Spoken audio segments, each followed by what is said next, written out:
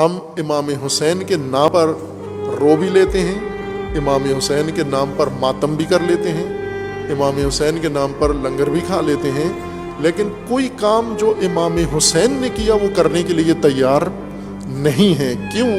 اس لیے کہ ہمیں کربلا ذاکر نے سکھائی ہے، امام حسین سے نہیں سیکھی۔ ہمارے معلم ذاکرین ہیں، ہمارے معلم حسین ابن علی نہیں ہیں۔ اور پھر ہم تعظیم محرم میں وہ کام کرتے ہیں جو امام حسین نے نہیں کیے۔ امام حسین علیہ السلام کے اوپر، امام حسین علیہ السلام کے ساتھ دشمنوں نے جو کام کیے وہ ہم نے سنت حسینی بنا لی۔ وہ ایک ایک چیز ہم نے باقاعدہ ترتیب کے ساتھ اس کو کربلا کی اور محرم کی رسمیں بنا لیا ہے۔ کیوں؟ کہ امام حسین علیہ السلام کے ساتھ یہ کچھ ہوا۔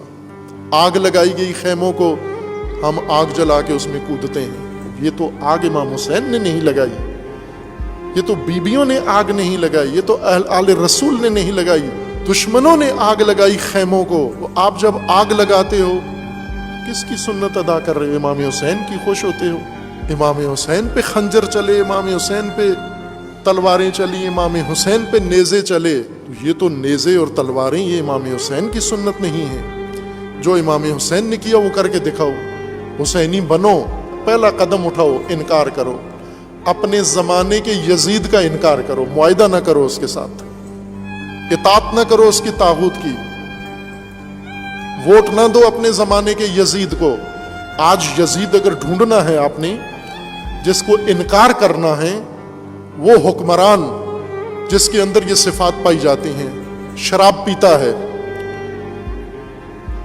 نفس محترمہ کا قاتل ہے، دہشت گردوں کا ساتھی ہے، قاتلین کا حامی ہے، شہید سلیمانی کے قاتل کو مبارک دیتا ہے، وہ ایسے حکمرانوں کے ساتھ کیا کرو؟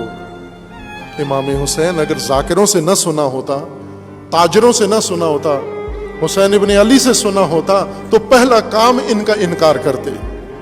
یزید جیسے تو موجود ہیں، حسین جیسے کہاں ہیں جو آج کے طاغوتوں اور یزیدوں کو کہیں لا ابایع، میں بیعت نہیں کرتا، میں ان کی اطاعت نہیں کرتا، میں ان کے سسٹم کا حصہ نہیں بنتا، میں ان کے سامنے نہیں جھکتا۔